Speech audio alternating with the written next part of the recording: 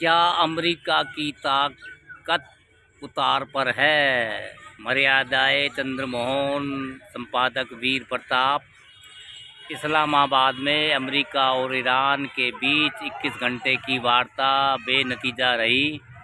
यह बहुत दुर्भाग्यपूर्ण है, क्योंकि यह युद्ध ख़त्म होना चाहिए, नहीं तो बहुत तबाही होगी। करोड़ों लोगों का रोजगार और वैश्विक अर्थव्यवस्था का भविष्य इस क्षेत्र में शांति पर निर्भर है।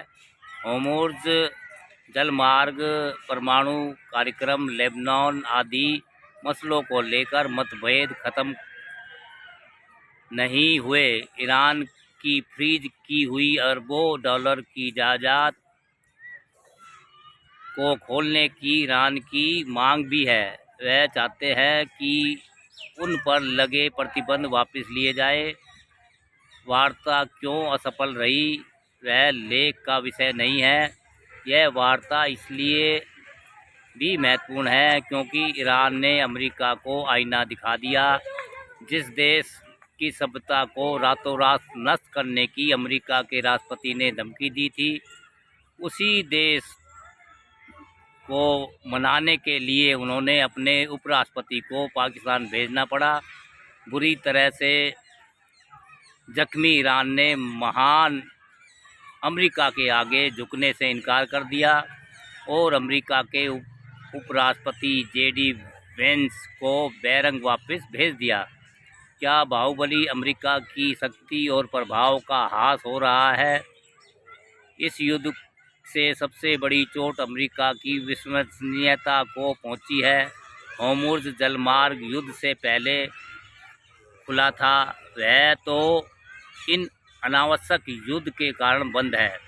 किसी की बेवकूफ़ी के कारण यह हुआ है। 6 सप्ताह के युद्ध के बाद एक भी लक्ष्य हासिल नहीं हुआ। द इकोनॉमिस्ट ने लिखा है कि युद्ध में अमेरिका की ताकत बेअसर साबित हुई। अमेरिका में मैरीलैंड यूनिवर्सिटी के प्रोफेसर शिबले तेलहामी होर्मुज़ की नाकाबंदी के अमेरिका के निर्णय पर लिखते हैं कि भ्रमित करने वाला और आत्मविनाशकारी अमेरिका की विश्वसनीयता का बचा क्या है? ईरान ने गैर परंपरागत ढंग से सीमित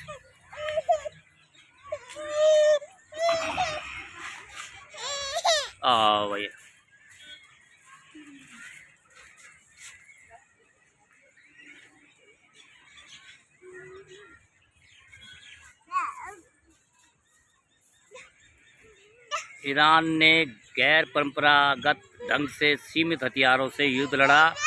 वह जीते नहीं तो हारे भी नहीं। अमेरिका ने मुख्य हितों में सदा रहा है कि उनके और ग्लोबल व्यापार के लिए समुद्री मार्ग खुले रहे। मध्य पूर्व में यह और भी महत्व रखता है क्योंकि वहां से तेल आता है और अमेरिका क्या बेटा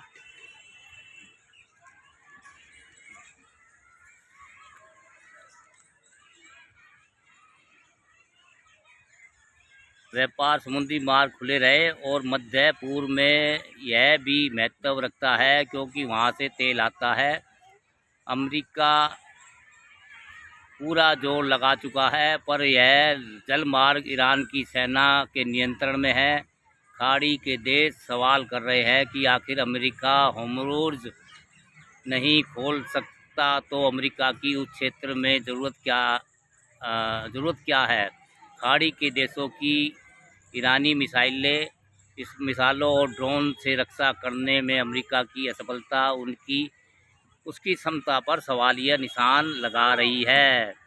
जिस तरह युद्ध में दुबई को निशाना बनाया गया और अमेरिका बचाव नहीं कर सका, को लेकर रिश्तों में खटास आ गई है।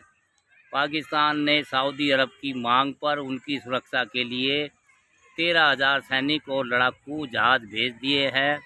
खाड़ी देश के देश समझते हैं कि एक संरक्षक के तौर पर डोनाल्ड ट्रंप सरकार बेकार है। खाड़ी के देशों में अड्डे अमेरिका की ताकत के प्रतीक थे। ईरान ने उसके 13 अड्डे तबाह कर दिए, इतनी बुरी तरह तबाह किए कि न्यूयॉर्क टाइम के अनुसार इनका इस्तेमाल नहीं हो सकता।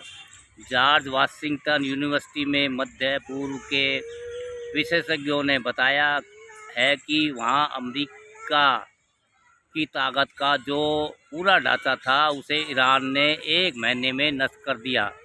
यह ठिकाने सुरक्षा देने की बजाय हमलों का निशाना बन गए, जो शिकायत खाड़ी के देश कर रहे हैं। बहरीन में अमेरिका की नौसेना के 5वें बेड़े का मुख्यालय है।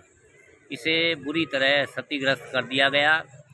अमेरिकी इतिहासकार एल्फ्रेड मैककाय ने इसे अमेरिका का स्वेज क्षण कहा है। जैसे 1956 में स्वेज नहर विवाद के बाद इंग्लैंड और फ्रांस की साम्राज्यवादी ताकत का ह्रास हो गया था, उसी तरह होर्मुज़ का विवाद अमेरिका की ताकत की सीमा निर्धारित कर सकता है।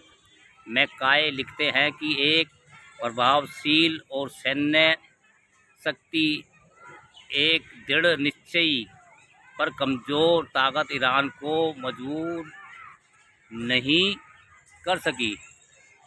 वह सज़ा दे सकती है पर हर बार नतीजों पर नियंत्रण नहीं कर सकती। होर्मुज़ का विवाद अमेरिका की कम होती ताकत और विश्वसनीयता का संकेत समझा जा रहा है। दुनिया को बहुत कष्ट हो रहा है पर सुपर पावर अभी तक कुछ नहीं कर सका। अक्टूबर 1956 का स्वेज नहर विवाद एक ऐतिहासिक मोड़ था। यह नहर मिस्र की ज़मीन से निकलती है। इस पर ब्रिटेन और फ्रांस का नियंत्रण था। मिस्र के नए राष्ट्रपति गमाल अब्दुल नासिर ने इसका राष्ट्रीयकरण कर दिया। इस पर ब्रिटेन, फ्रांस और इजराइल ने हमला कर दिया ताकि स्वेज को खोला जा सके, पर तत्कालीन अमेरिकी राष्ट्रपति आइज़नहावर ने उन्हें युद्ध रोकने का आदेश दिया। ब्रिटेन के प्रधानमंत्री एंथनी ईडन ने इस्तीफा दे दिया और नासिर अपने देश में हीरो बन गए। इसे वह क्षण समझा जाता है जब द्वितीय विश्व युद्ध से थके हुए ब्रिटेन ने वैश्विक शक्ति का खिताब अमेरिका को खो दिया। यह यूरोप के साम्राज्यवाद का अंत था। इसी के बाद शीत युद्ध की शुरुआत हुई और अमेरिका और रूस प्रमुख ताकतें बन गए। स्वेज और होर्मुज़ विवाद में मूल अंतर है कि ईरान ज़रूर नासिर की भूमिका निभा रहा है, पर अमेरिका कोई थकी हुई साम्राज्यवादी ताकत नहीं है जो नए बॉस के लिए जगह छोड़ रही है। स्वेज मिस्र की ज़मीन से निकलती है, जबकि होर्मुज़ अंतर्राष्ट्रीय जलमार्ग है जिसे ईरान ज़बरदस्ती रोक कर बैठ गया है। 1956 का ब्रिटेन दिवालिया था, जबकि अमेरिका की ताकत का दुनिया में कोई बराबर नहीं है। रूस बहुत पीछे रह गया है, चीन नज़दीक आया है, पर अमेरिका की सैन्य ताकत का मुकाबला नहीं है, जो चीन से 3 गुना है। 2026 में अमेरिका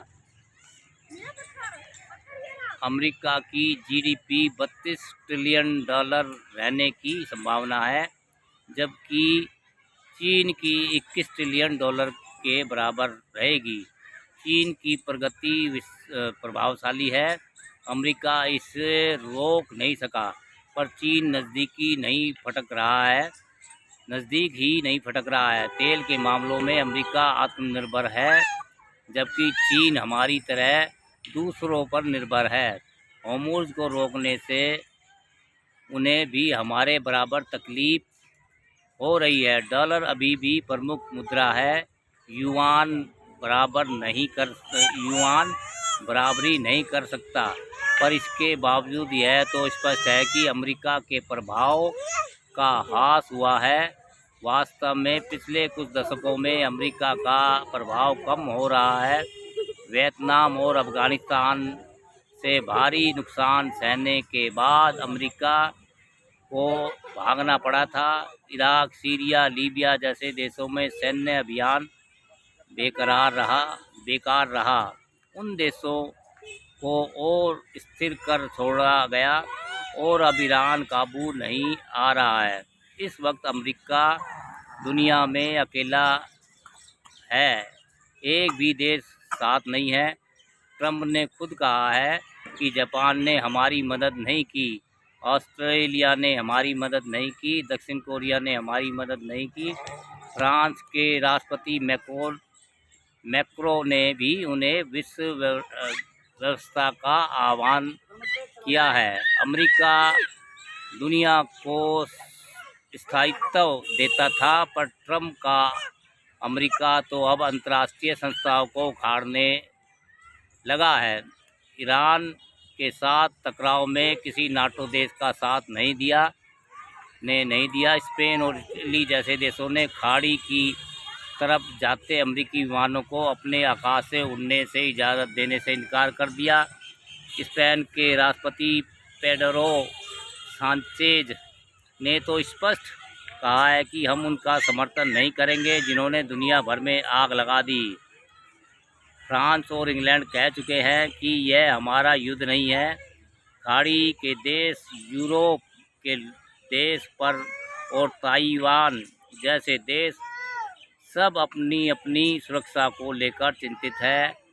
कनाडा तो अमेरिका का जुड़वा देश था, बड़ा आलोचक बन चुका है। अगर खाड़ी में टकराव और चलता है तो अमेरिका की प्रतिष्ठा में गिरावट आएगी। अमेरिका की मनमानियों से पुरानी व्यवस्था चरमरा गई है। नई बहुध्रुवीय व्यवस्था उभर सकती है। भारत, ब्राज़ील, सऊदी अरब, कनाडा, दक्षिण अफ्रीका, जापान, जर्मनी जैसे देश सक्रिय हो सकते हैं। इस साल भारत में ब्रिक्स शिखर सम्मेलन होने वाला है। सबकी नज़र उस पर रहेगी। आशा है कि भारत अपनी ताकत बुलंद करेगा और हाल की लगभग खामोशी को तोड़ेगा। हम दर्शक गैलरी में बैठकर तमाशा नहीं देख सकते। दुनिया में हमारी नैतिक प्रतिष्ठा थी, जिसमें कमी आई है। हमारा बहुत कुछ दांव पर है। चीनी विशेषज्ञों आइनर तेंजेन ने कटाक्ष किया है कि भारत को ग्लोबल साउथ का नेतृत्व करना चाहिए। यह नहीं देखते रहना कि दूसरे क्या कर रहे हैं। अमेरिका अभी भी सुपर पावर है और रहेगा, पर यह वह सुपर पावर है जो पावर के नशे में गलती पर गलती कर रहा है। नवीनतम मूर्खता होर्मुज़ की नाकेबंदी की घोषणा, जो पहले से बंद है उसे और बंद किया जा रहा है। यहाँ से दुनिया का लगभग 20% तेल गुजरता है।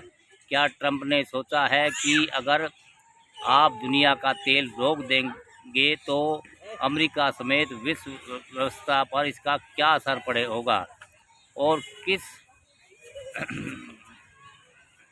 किस अंतर्राष्ट्रीय कानून के नीचे यह किया जा रहा है। जिस तरह अमेरिका विश्व राय की अवहेलना कर रहा है और अंतर्राष्ट्रीय कानून का उल्लंघन कर रहा है, उससे उसका प्रभाव और कम हो रहा है। यूएई में हमारे पूर्व राजदूत नवदीप सूरी ने कहा है कि जब हम इस समय पर नज़र दौड़ाएंगे तो यह याद रखना चाहिए कि यह वह समय है जब कभी ग्रेट रही अमेरिकी सभ्यता और शक्ति का पतन शुरू हुआ था।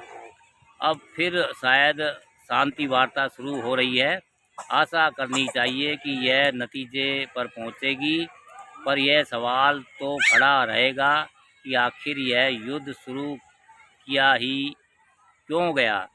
अरबों डॉलर खर्च करने, हजारों लोगों को मरवाने और भारी तबाही से हासिल क्या हुआ। चीन और रूस जो घटनाक्रम पर नज़र रखे हैं ज़रूर खुश होंगे।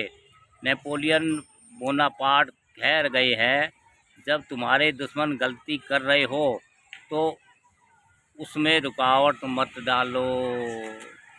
क्या अमेरिका की ताकत उतार पर है। भैया लेख है मर्यादाएं चंद्रमोहन, संपादक वीर प्रताप।